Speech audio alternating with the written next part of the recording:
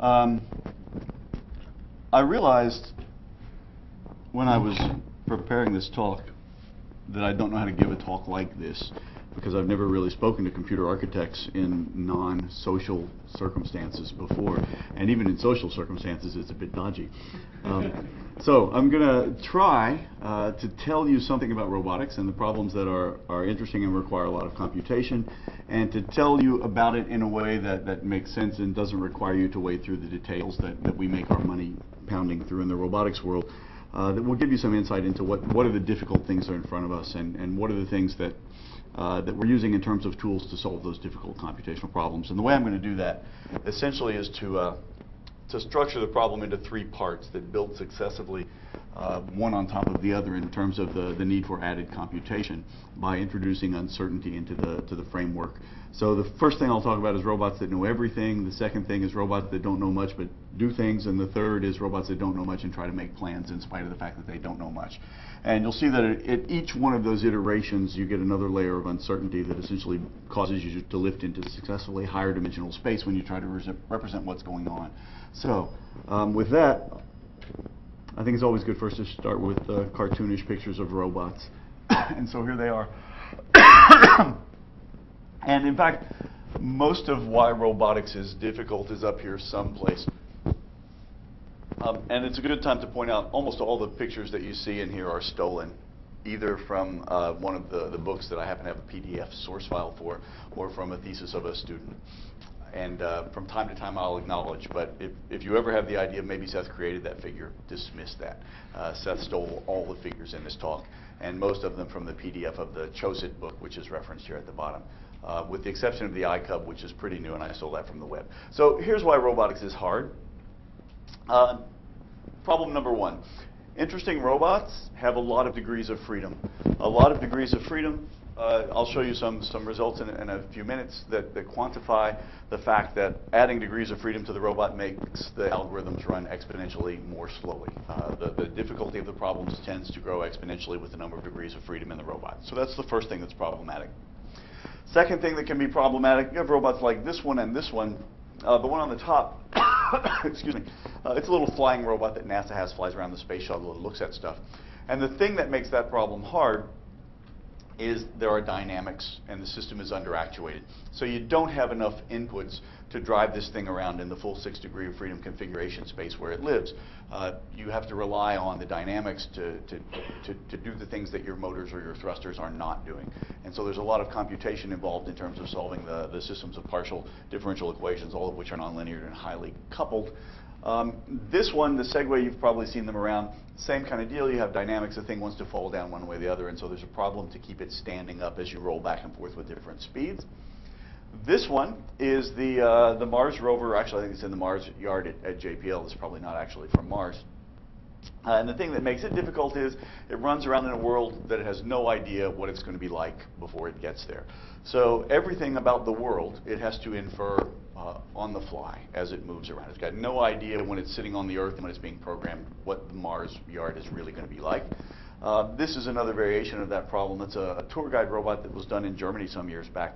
And not only is the world somewhat unknown, so obviously the robot can build a map of the museum and that's not likely to change, but the robot's not likely to be able to build good quality maps of children and what they might try to do to it as it goes through the museum. So you have some uncertainty and some dynamic interaction with the environment. No way to predict that, so that complicates things. And the last thing that makes things moderately difficult in some cases, but not always, you have things like this. This is just a Cycap, it's a French car, basically it's automated. You have systems that have constraints that are difficult. And in this case, there are non-holonomic constraints on the motions that the car can execute. And you all know that because you've tried to parallel park cars, and you know it's hard. It's hard for humans to parallel park cars, and it's difficult for robots to figure out the trajectories to make those kinds of things happen.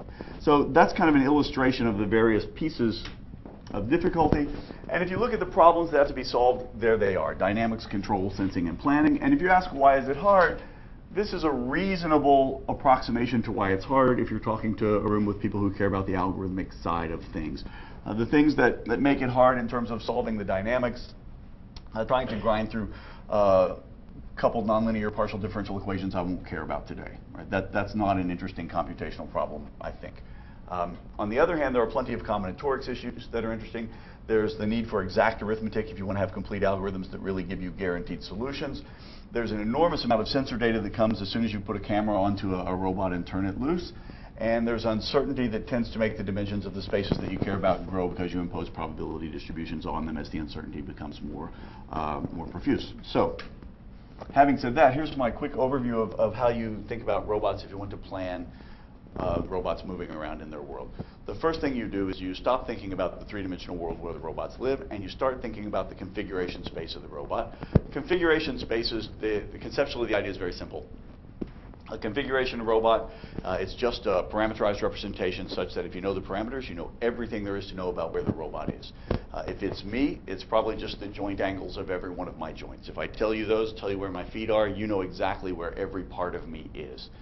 The set of all possible configurations is called the configuration space, and what you can see is as soon as you have even something super simple like a two-link planar robot arm, like if you pin my shoulder down and I just do this, the configuration space is already a torus. And if the configuration space is already a torus for a two-dimensional system, you can imagine that the geometry of the configuration spaces becomes pretty complicated when you get to humanoid robots that have closed kinematic chains and branching points in between and so forth. The differential geometry is reasonable because locally everything is not so complicated. It's basically locally isomorphic to Rn almost everywhere. But the topology of the spaces can be confusing, and when it's time to actually grind out the equations, the geometry can be difficult as well. So what do? You find the local isomorphisms, you build the local charts. And now if you have this robot moving around in this set of obstacles, and you'd like it to get from here to up here, what do? One way to do that, to solve that problem, is to pull each one of these obstacles into the configuration space. And what you see is these nice polygons turn into these very bizarre shaped things.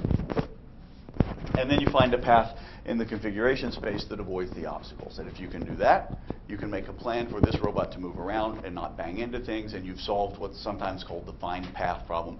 Sometimes it's called the piano movers problem, sometimes it's called the generalized movers problem, but the idea is you've got an object in some configuration, you'd like to get it to some other configuration, and you want to move it on a collision-free trajectory to get it there. No dynamics here. Purely a kinematic problem. It's just about the geometry and not the forces that it takes to make that happen. So that's the path planning problem, and it's hard. The best algorithm that we know to solve that problem is from John Canny, and the algorithm it's beautiful, and I'll show it to you in 2 slides. The idea is this: suppose you have some obstacles like this, and suppose you can represent the boundaries of everybody by polynomials. Then in the two-dimensional case, what you do is you sweep a line across your environment and you stop at all the critical points. And every time you hit a critical point, you drop a segment down and you connect things up so that you're actually building a graph that has as its nodes critical points and intersections with the boundary. You then add the start and the goal, drop lines down, and you've got essentially a roadmap of your space.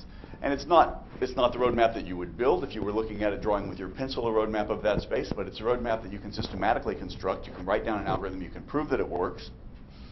And it's not so difficult in 2 dimensions. If you lift that algorithm out to a 3-dimensional space, you find that you get a recursive decomposition that happens, where suppose you have this ellipsoid with a tube cut out, so that's your free configuration space. You sweep a plane across, and you stop at the critical points in this dimension, and each time you hit one of those critical points, you recursively take this as a planar problem and build the roadmap in the plane, and as you go across, you eventually build this let's say somewhat complicated roadmap of this 3-dimensional space. It's a 1-dimensional network of curves, but it gets you from anywhere to anywhere. As long as you can connect up Q init and Q goal to this roadmap of curves, you can get wherever you'd like to be. And this is the best algorithm that we know in terms of computational complexity. And there's the complexity of it. If you have a bunch of polynomials where the bunch is represented by p, then you can see, technically speaking, it takes way too long. Right? You're not going to use this algorithm. It's a beautiful algorithm. It does a couple of things. It shows you that the problem is one that can be solved, so it's a decidable problem. It gives you an algorithm to solve it. And it gives you a bound. So you know that whatever algorithm you actually do come up with eventually shouldn't take longer than something exponential in the number of degrees of freedom. but you're not going to use this for any kind of practical problem. And this is the first of the difficult things about robot path planning or about planning in robotics. If you really want to be sure that you find a plan every time a plan exists, prepare to pay this kind of time complexity for your answer. The response to that, and this is kind of the theme that will go through the talk today, the response to that is forget about complete algorithms. Find some sort of approximation that you can apply in the same sort of systematic way and about which you can say something at least asymptotically about the performance of these algorithms. So this is the thing that has come into the robotics community about 15 years ago now. Sampling-based methods. This is a general overview, but I'll go through it step by step to build up what's going on because it'll be kind of a theme for the talk. The way sampling-based planners work essentially is this. You generate a bunch of random samples in the space. That's step one. And then step two, you do stuff to those samples. Some of them you throw away, some of them you move around. Right? So at the end of these first three steps, you have a bunch of samples. The second thing you do is you connect a bunch of those samples together and build a graph. The third thing is you try and make the graph better than it was. And then finally, you do some graph search and you have a plan. If you go step by step, it looks sort of like this. There are plenty of ways to generate these samples. Probably, it's not an exaggeration to say more than 100 papers have been written about how to generate samples. And I think Bobby's writing one now about how to generate samples, but his will be the good one. But once you have them, that's probably not enough. Probably you throw any sample that lands inside the obstacles, you throw that away. Some people do things like take the samples and push them toward the corners of the obstacles because you figure that's the hard part of the space when you're doing planning, is where there's a high curvature on an obstacle. Some people take the samples and try to push them toward the medial axis of the free space because they figure you'd like to keep the robot as far away from the obstacles as often as you can. Some people throw down samples and then take a little step from this guy toward the sample that they threw down, and this is the new sample. Those are the tree-based methods that are out there. There are loads of ways to try and sample this space. Some people say, forget randomized sampling, let's use deterministic practices, and there are all sorts of algorithms that generate iterative sampling of this space such that at every iteration, the uniformity of the sample is the same as the previous iteration. It's not completely true, right? Because if you have 10 samples and you add one, that kind of messes it up. You have to add sort of exponentially more samples at each level to get uniform refinement over the space. If you think about quad trees or octa trees, you get that kind of intuition. But still, there are schemes out there that will sample this in an iterative way that makes sense, that makes the sampling density be preserved in a somewhat uniform way over the whole space. And that gives you a bunch of samples. The next thing to do is to try and connect those samples to form a graph. And this is where the hard part of the computation comes for sampling-based planners. Generating samples is so easy. Regardless of the dimension of your configuration space, everybody's got a random number generator that will crank out samples in n-dimensional vector spaces very fast. The hard part is when you connect these things together, there are two things that you have to do. You have to decide to whom should I be connected. That's a nearest neighbor kind of algorithm, and those get to be expensive when you get to thousands or tens of thousands or hundreds of thousands of samples. Computing nearest neighbors is difficult. The second thing is you have to connect these things up. So at some point you may ask, can this sample be connected to this sample? That involves a collision detection along a path. And even though the computation of that path is somewhat trivial, determining whether a collision happens at any point along that path is not. And I think you've already seen in this lecture series, there have been people who have talked about collision detection in the context of computer graphics and in the context of computer games. So I won't belabor those points, except to say there's some advantage to being somewhat clever in how you choose your samples and not just using a brute force sampling scheme and trying to compute neighborhoods and connect things up with local paths up front. Once you have that, it's not too difficult to figure out if you've got a bunch of connected components that you would like to connect up the separate connected components. And there are a variety of ways to do that. This is just a stylistic representation where you do some resampling around the parts that are hard. Connecting up this component to this component, if you like, you can think of it as a path planning problem. And in the same way that you tried to solve this by using little local path planners that were kind of naive, you can now invest heavy computation in connecting up these components because the underlying assumption is you don't have that many components that you're trying to connect up. So why not spend a little extra effort trying to connect the separate components And in the end, the payoff for that will be a fully connected graph, and you should be able to get almost anywhere in your configuration space. So there's kind of a, let me say this in a nice way, big giant collection of ad hoc tools that people use at this point. And there are all sorts of justifications and analyses that one can do about the time complexity as a function of different heuristics, but the basic idea remains this. You try to get a graph that has the same connectivity as the underlying connectivity of the free space, and such that it's easy to connect any initial configuration to that graph and any final configuration to that graph. So there's the final and initial configuration. After you get them all connected up, you do graph search. That's easy enough. And usually after that, you do some sort of post-processing step to smooth the path out. And that, again, is somewhat of a hack, because even though I'm showing you all of this in nice two-dimensional polygonal environments, if that were really the environment, it wouldn't be worth the trouble. If you imagine instead this working for a, I think probably one of the more complicated things people use this for are robot torsos that have two arms and may have somewhere between 15 and 30 degrees of freedom. So you have like a 30-dimensional space that you're sampling, and what you'd like to do is figure out how to get the robot to have its arms moving cooperatively to do things together. So it's a much more complicated problem in terms of the geometry and the collision detection and so forth, but conceptually this is how it boils down. And it's not so difficult to do a complexity analysis and find out a bound on the probability of failure. And the easy way to do that is, it basically proceeds this way. If there's a path in the free space, then that path's got some minimum clearance. Let's call it rho. If it's got a minimum clearance, then we can tile that path with balls of radius rho over 2. Those balls will touch one another at least, and they live inside the big rho ball. Since the big rho ball is convex, any point in this rho over 2 ball can get to any point in that rho over 2 ball by a straight line path, which means your local path planner will find it. Now all you have to do is find out the probability that at least one of those rho balls gets no samples in it. That's the probability. That's a bound on the probability that your planner will fail. And what you see from this equation at the bottom, or the inequality at the bottom, is obviously there's a term that relates the length of that path to the size of the clearance, because that's how many balls it takes to tile the path. But you also see that the probability of failure is bounded by a decreasing exponential. It has something to do with the size of those balls, the dimension of the space, the number of the samples, and this thing that's sigma, which is just the ratio of the unit sphere in the d-dimensional space to the size of the actual d-dimensional space that holds the configuration space, right? So we assume compact configuration spaces for the moment. And that is, it's pleasing. It's always pleasing when your probability of failure decreases exponentially as you generate more samples.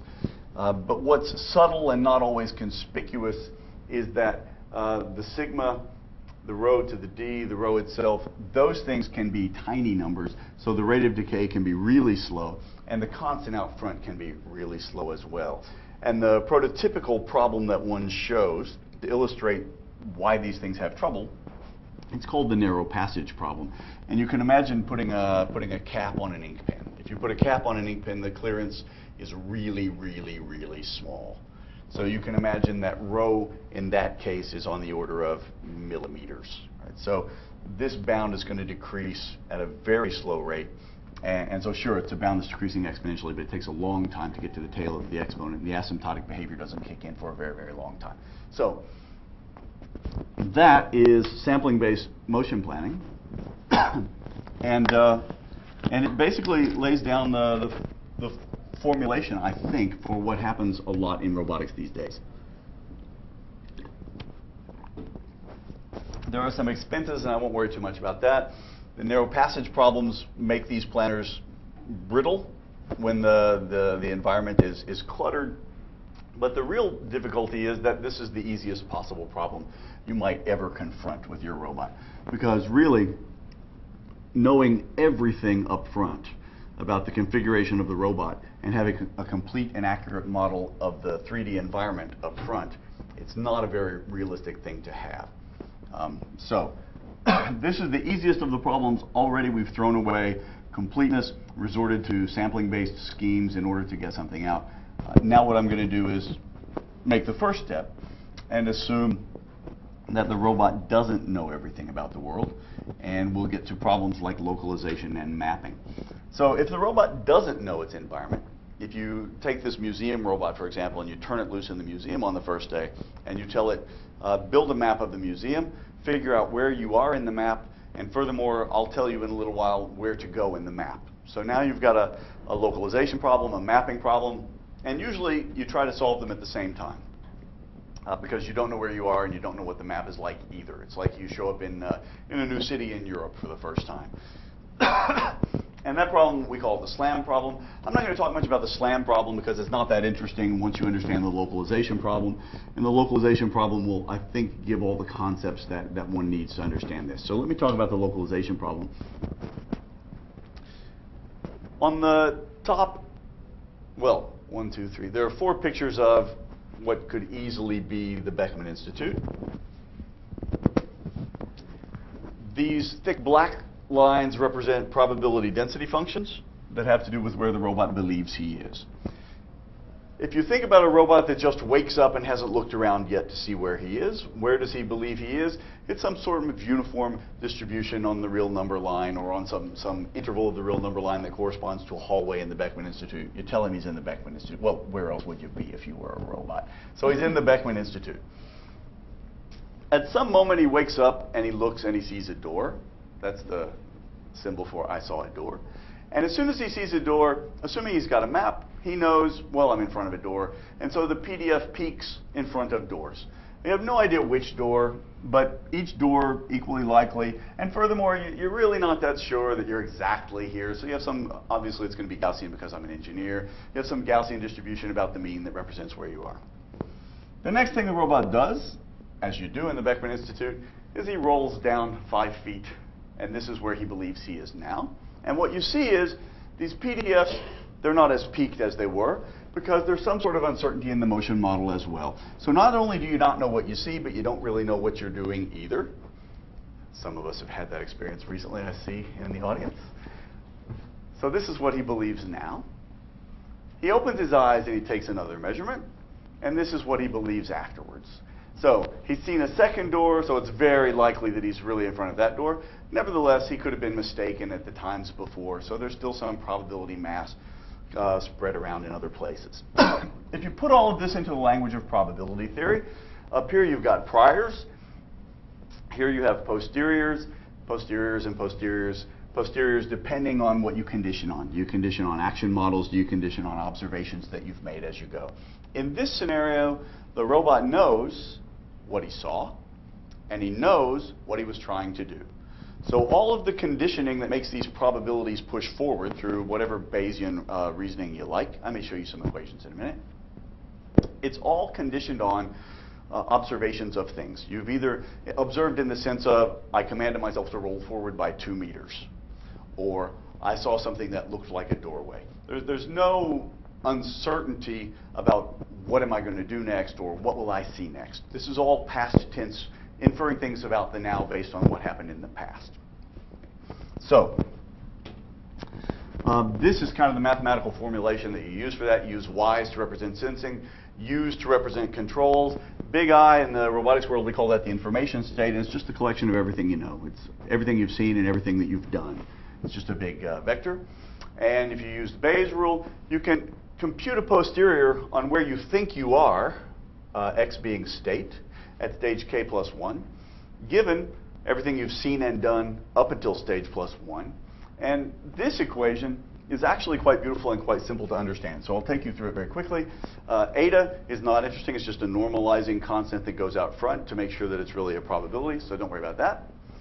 Probability of x given y, y given x, it's just an observation model. It tells you if you're really here, here's a probability function about what you should expect to see if you're really here. So that's the observation model. This is just a marginalizing sum. And it says the probability that you're in place k plus 1, well, if you were in place k and you executed a particular control action, then it's easy enough to figure out the probability that you arrive to k plus 1. Because no matter where I am, if I know rolling forward has a plus or minus 6 inches with a Gaussian distribution about it, then figuring out the probability that I'm here, given that I started here and said to roll forward by a meter, that's easy enough to figure out.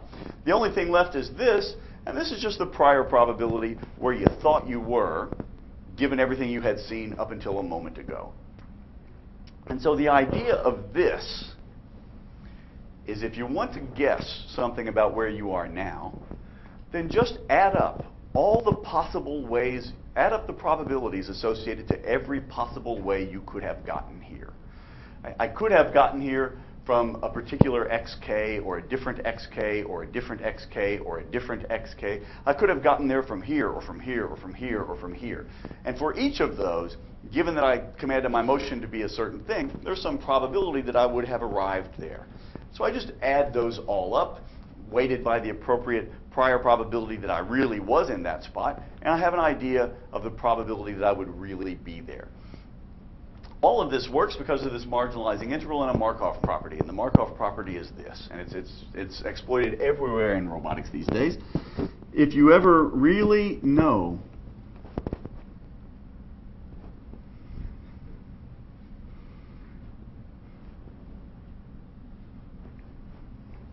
it was going to get good too.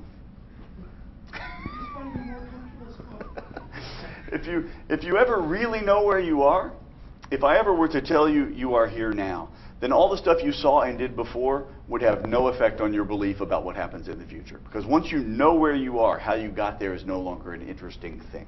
And so that's the property that makes these equations be as simple as they are. Otherwise, there would be a bunch more garbage in here that you would have to deal with. But the Markov property, together with this marginalization sum, makes the computations fairly clean. Nevertheless, if you look back at this property, that x of k plus 1 is a continuous random variable that lives on the real number line, therefore it's a PDF, and you're not going to represent that. You're not really going to have an exact representation for this probability density function. So what are you going to do? The answer is, again, you don't have to represent it exactly. You can represent it by samples in the same way that you can sample the configuration space to infer something about the deterministic underlying properties of the space.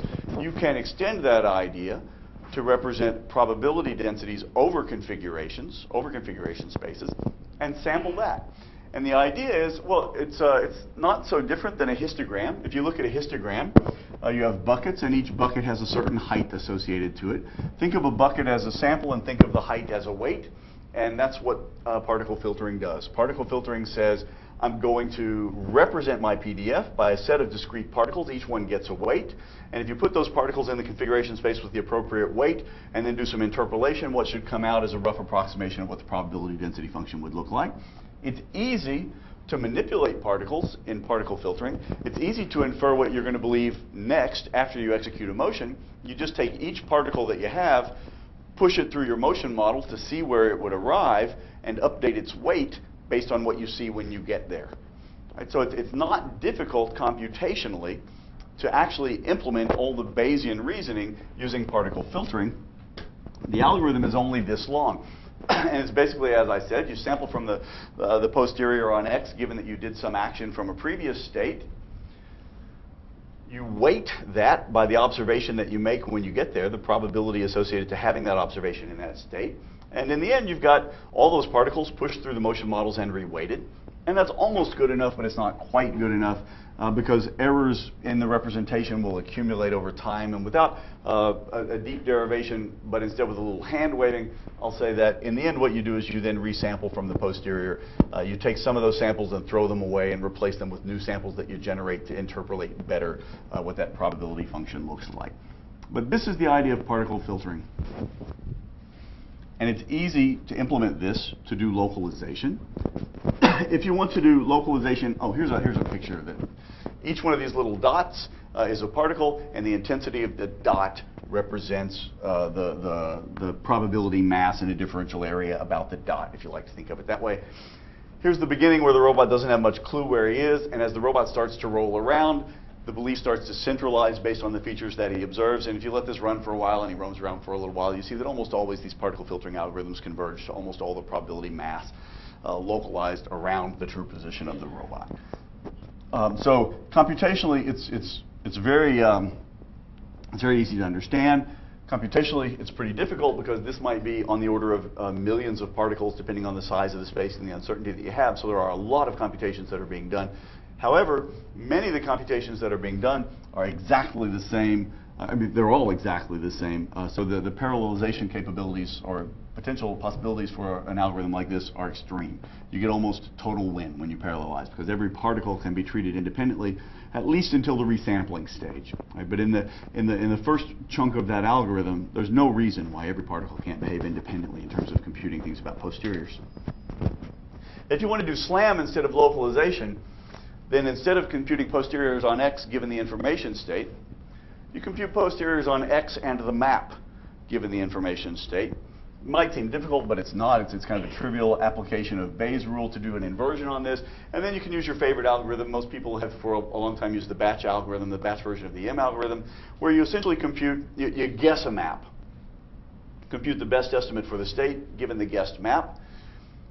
Now compute the best map if that's really your state based on what you've seen, and then iterate. And Dempster, Laird, and Schaefer showed some many years back that this algorithm will converge to the maximum likelihood estimate for both as time goes by. So this will give you an entire map and localize you in the map. And this is essentially this is the algorithm that the German tour guide robot used some years ago. And that algorithm has metamorphosed into the kind of stuff that they're doing on the Stanford car, for example, that won the Grand Challenge project a few years back. So this is really at the heart of all that stuff that's making urban and Grand Challenge vehicles happen these days. And there's conclusions. We know how to do SLAM, but there's a significant computation required.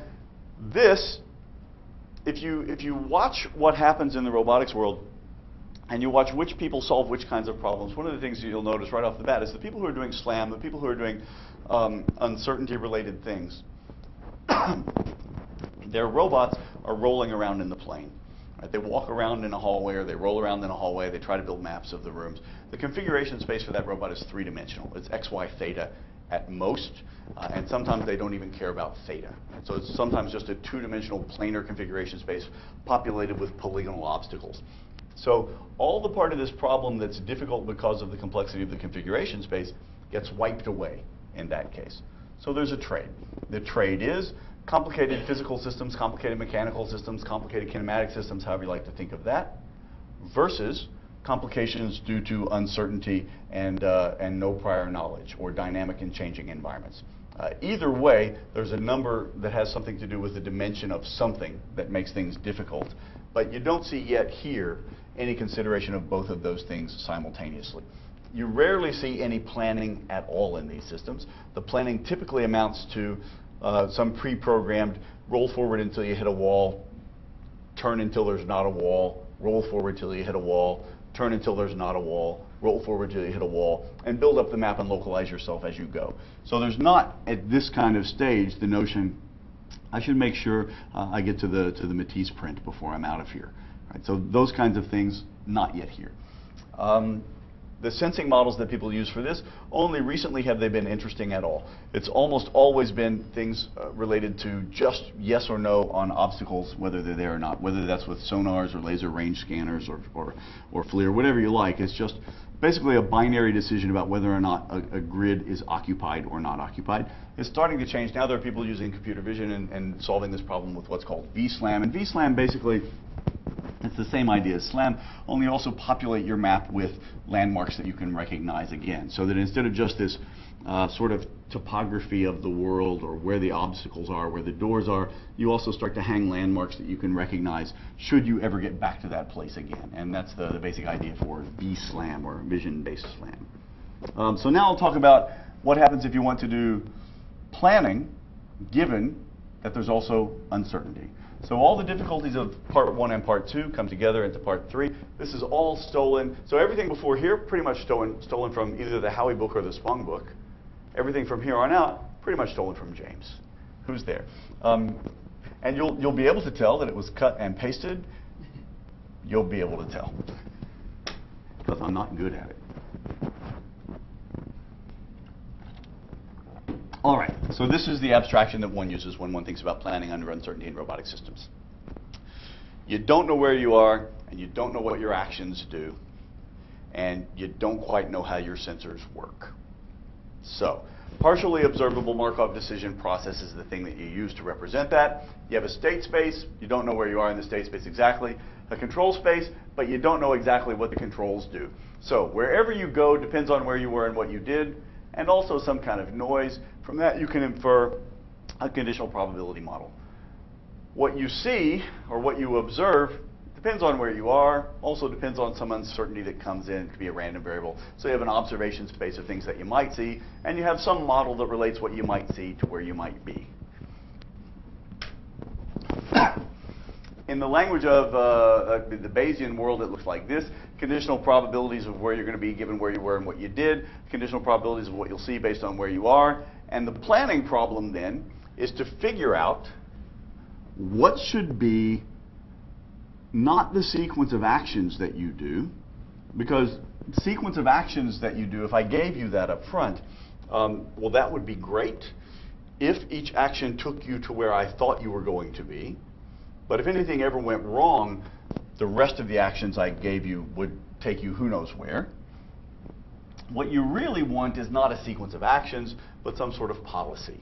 A policy that says, if this is my probability that tells me where I am, then this is the action that I want. Some sort of mapping from probability functions to actions. So we'll call those policies. So once you have all of this, and I'll use B to represent those posterior densities because it's easier than carrying around P of X given whatever's all the time. The basic idea is this. If you've got no uncertainty at all, you represent where the robot is by a point in the configuration space. If you've got uncertainty in where the robot is, you lift into a high-dimensional space. It's a PDF over the configuration space now that represents what you think about life. If you're planning into the future, this is not enough. You have to lift things once more. Now, instead of a probability density function that tells you where you think you are, every possible probability function that you might get, you have to consider how likely it is that you will get it.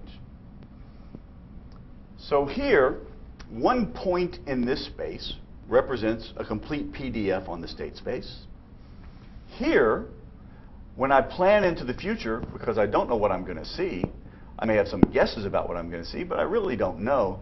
I can't predict what my posterior will be on my state after I execute some actions and take some measurements. So instead, I'll put a probability density function on the space of probability density functions. That's too complicated. I'll really discretize this and make it probability mass functions so I can put them on the simplex, and I'll put PDFs on the simplex. But that's the basic idea. And there's a picture of the basic idea. Let's suppose, to make it concrete, that a robot, it's something like the picture I showed you a little while ago, and there are just 3 rooms. And the robot's in one of those 3 rooms. Then you can represent the position of the robot as a random variable that takes 3 values, room number 1, room number 2, and room number 3. Once you know the probability distribution for those 3 rooms, well, probabilities add up to 1. Therefore, any probability distribution on those 3 rooms lives on this simplex. Here's 1 and here's 1. And no matter what you believe about the world, it corresponds, or not the world, but no matter what you believe about where you are in the world, it corresponds to a point on that simplex. When you execute an action, suppose you believed you were here. If you execute an action and take a measurement, you may find that now you believe you're here. Right? So now you believe much more that you're in room 2 and much less that you're in room 1 or room 3.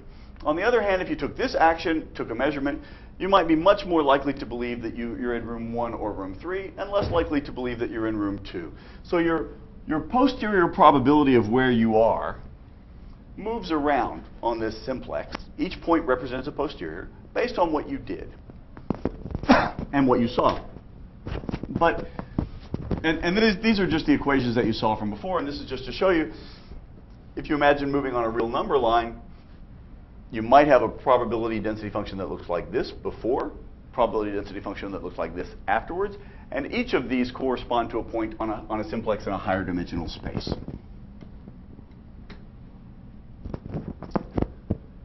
You don't know at planning time what you're going to see at execution time. So when you project forward into future states, you don't really know what will be the PDF on your state space after 3 steps in the plan.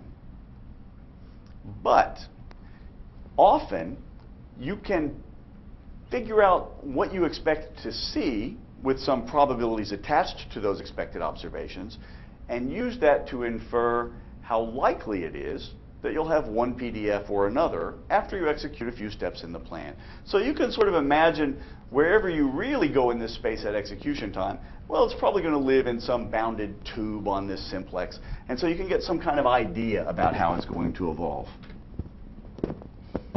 The problem is this: since in the future you don't know what the observation is going to be, you can't compute what the belief state will be, but you can compute a probability density function on what the belief state will be. So this is just a PDF on the simplex. Right? Each PDF value, if you take it as a, some sort of differential area here, it tells you something about the probability that what your posterior on state will be after you move and after you look is going to be in this part of the space of all probability functions. In the higher dimensional space, when you do this, it's deterministic how things proceed from step to step to step. Just like in the configuration space, you know everything. It's a deterministic progression from one to the next. Just like you can compute deterministically posteriors from priors given observations and actions. In this case, with the extra uncertainty of projecting into the future, if you lift once more into a higher dimensional space, now representing PDFs on the simplex, it's a deterministic transition from what you believed before to what you believe again. It's just that the space you're thinking about is a higher dimensional space. So you have 3 rooms. Anytime you have some probabilities associated to the rooms, it looks like this, just a point on the simplex. If you now ask, well, suppose I did something and I don't know what I would see, you get out a probability density function on the set of probability mass functions. And that's the basic idea. You can imagine now making a planner that samples in this very high dimensional space. And for any policy, this evolution is deterministic. So it's easy to, well, it's not easy. Conceptually, one can believe that you should be able to compute the evolution in this so-called hyperbelief space of the hyperbeliefs under any given policy. And in fact, you can, except for the fact that the space that holds these things, it's an infinite dimensional space, and therefore you're not going to represent it exactly, and you get to choose now. There are a lot of ways to choose. Some people choose basis functions and put coefficients on the basis functions that are most important. You can use some analog of singular value decompositions, so forth. Another thing you can do is to take the ideas of sampling that drove sampling-based planning for path planning, particle filtering for localization, and extend them up one level to hyperparticle filtering, and that's what James is doing in his PhD thesis. And the idea, it's just this one. You sample the space, you figure out the policies that move you from place to place, and this picture looks just like the picture for path planning when you know everything, because conceptually it's the same idea.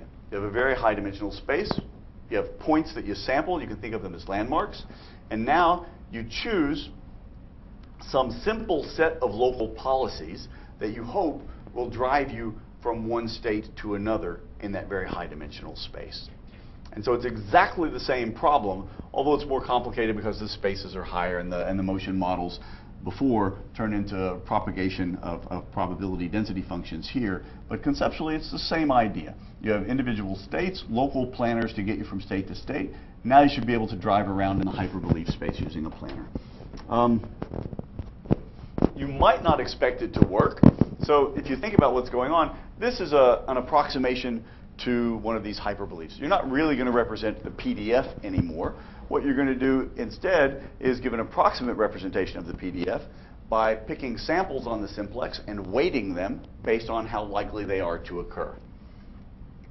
So this is just like particle filtering, but lifted up to a higher dimension. So each of these particles represents an approximation to a full PDF.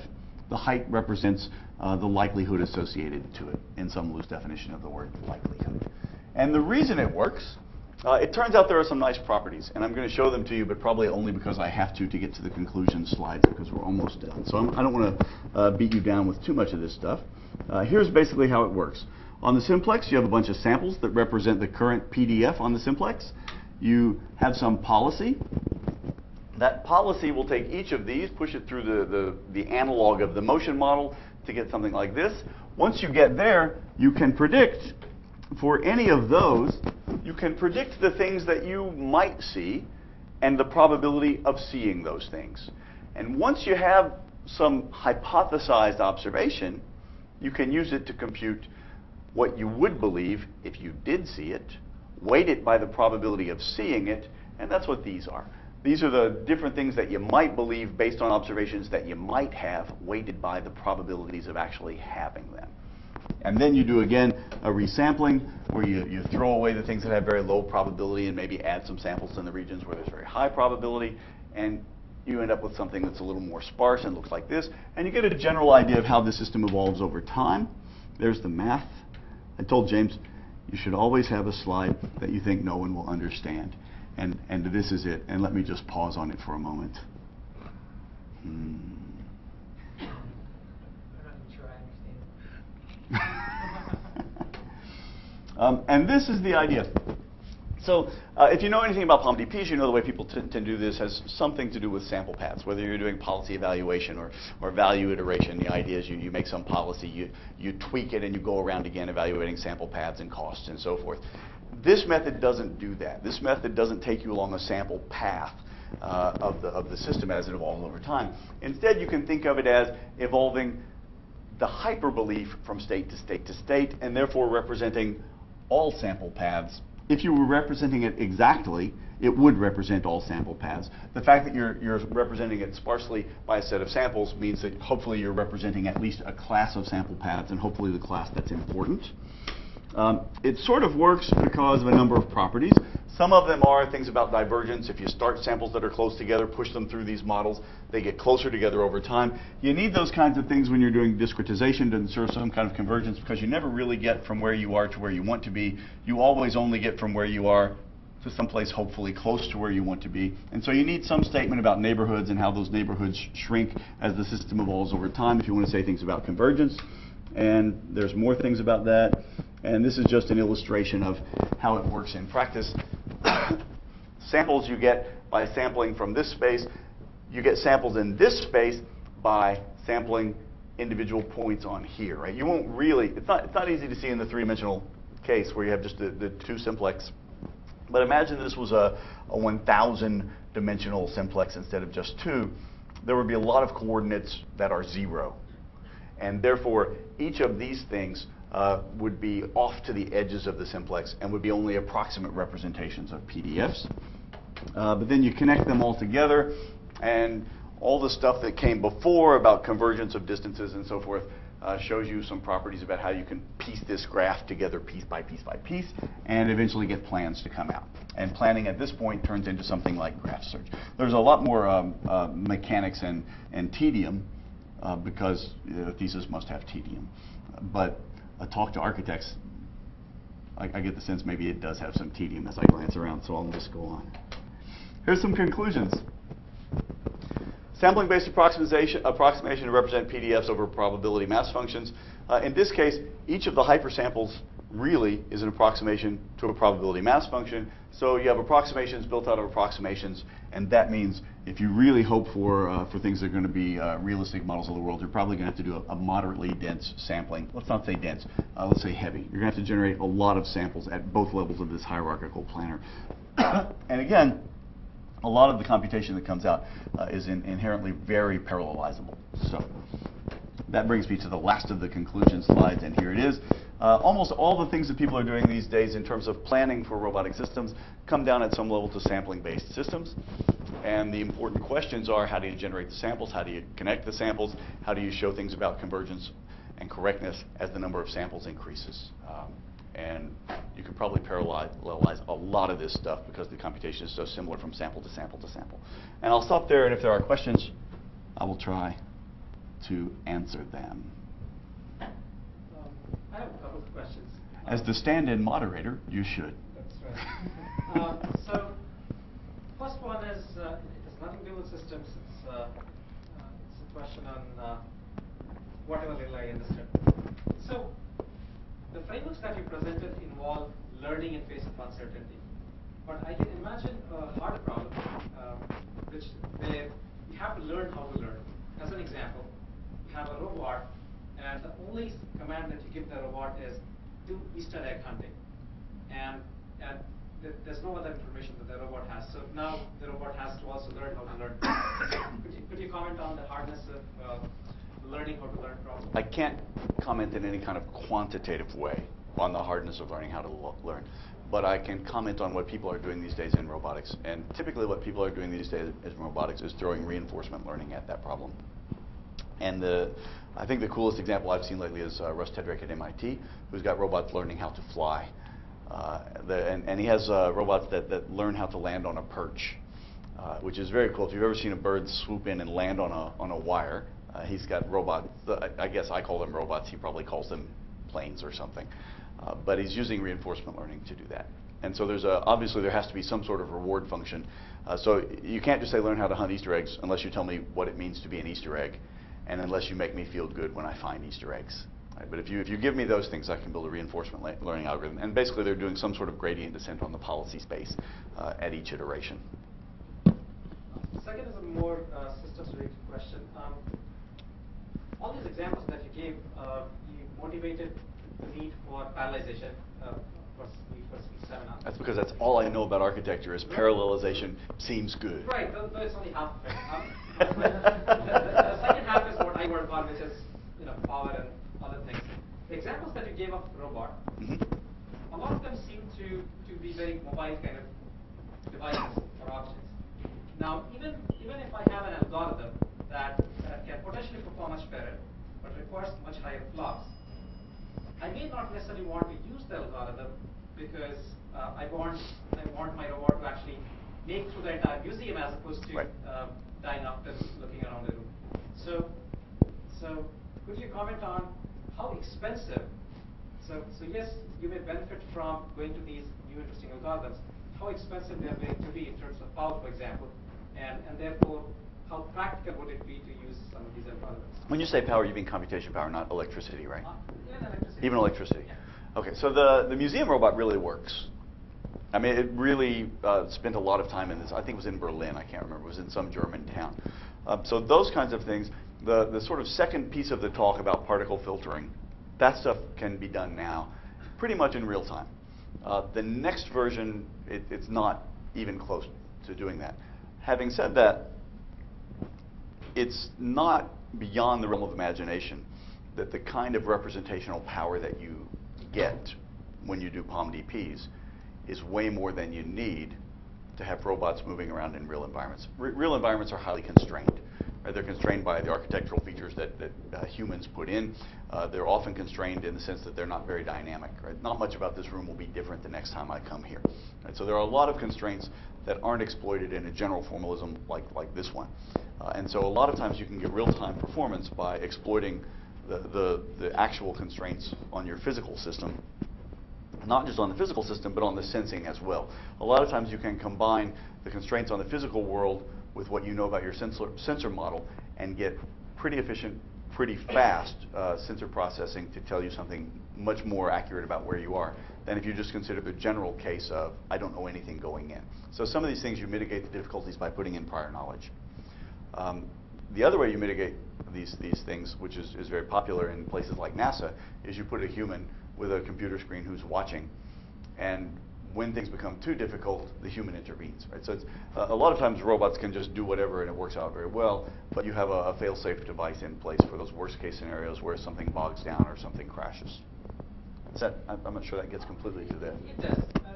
So there was another part of the question which was about, and there are these algorithms that may have much higher accuracy, but potentially, but if they take 10 times as much power, then considering that I want a lot of these robotic devices to be mobile, would it really be worth it to go to these algorithms that are 10 times more accurate? So I think a lot of times accuracy is not very important because a lot of robots, if you're a robot and you're assembling things, accuracy is super important. If you're a robot rolling around on the surface of Mars, accuracy is not really very important. You just need to be sure not to hit rocks, and you're good. If you're a surgical robot, accuracy is really important. But if you're a welding robot, much less so. If you're a painting robot, much less so. So there are constraints that come from the task that come to play as well. And what you typically find is the more the accuracy is required, the more you pay for the robot to try and build in the accuracy to the mechanical device rather than rely on the sensing to provide the accuracy, particularly if you need it fast. Right? So the Da Vinci robot is an example. You spend a lot of money on the robot, and you spend a lot of money on filtering between the joystick and the robot so that the surgeon who's had too much coffee, there's some just analog filtering, or maybe it's just, I'm sure it's done digitally, that filters out the quivering of his hand before it gets to a mechanical actuation at the end, rather than very sophisticated planning under uncertainty to account for all the possible things that might go wrong in the surgeon's trajectory. More questions? Sean? I have a question on the uncertainty models. Mhm. I just confused where the uncertainty coming from, especially for the controls. So those probability of uncertainty, is it you have a priori decided probability, or you modify those probability of those uncertainties as you move on with observation? You typically have two models. You have a model that says, I told the robot to do this, what does it do? So if your robot is rolling on the beach, you have some uncertainty model that comes from the fact that there's not so much friction when the wheels spin. And so you spin the wheel 10 times, but the first 3 times it just kind of spins. And what you do is you take your robot out to the beach and you roll it around and you collect statistics and you build a model. The second model is a sensing model. And typically, it's a model, for example, of a sonar. I bounce a sonar off that wall and it comes back. And I measured the wall to be 2 meters plus or minus an inch. And you do the same thing. You collect data all day and you build a probability density function or an approximation to the density function for the actual measurement given, or for the measurement that you get given the actual position that you have. Right? So you can collect up ground truth and actually build histograms and come out with statistical models in the end. And then usually you don't change those over the course of execution. The models you don't change. What changes is what goes in, whether it's state estimates or sensor values that come back. A couple questions. One,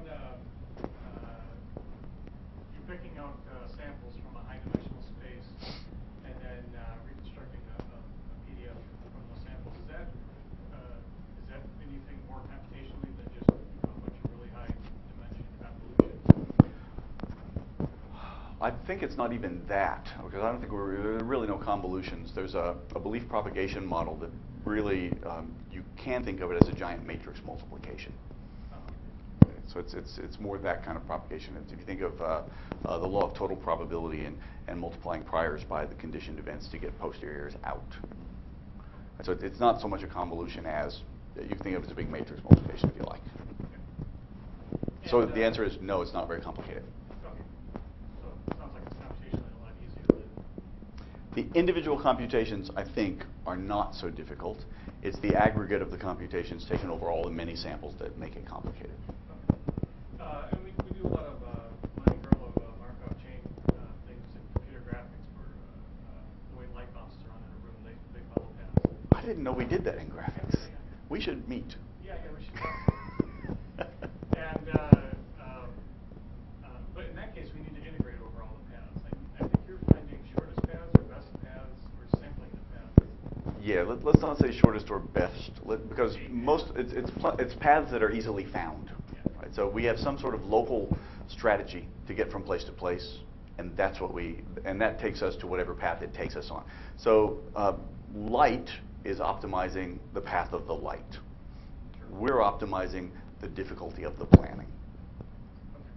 Okay, so we're trying to have planners that don't have to think so hard, because we're going to use them so many times on so many different samples that you have to be able to amortize that cost over 1 million samples and hope that it comes out in a reasonable amount of time.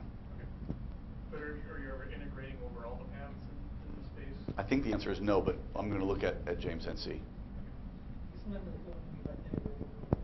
Well, if I was computing the illumination of this room, I've got light coming directly at me from a light source. I've also got light bouncing off the wall, any point on the wall hitting me.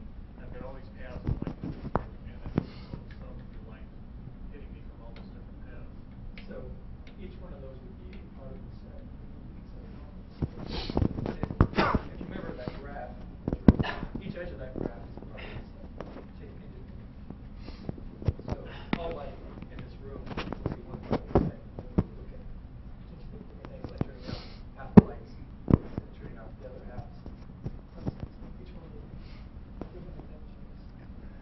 Maybe you can do some. Yes, I mean, there's a, I'll show you there's an integral sign on this equation. You must not have seen it, but it's right there.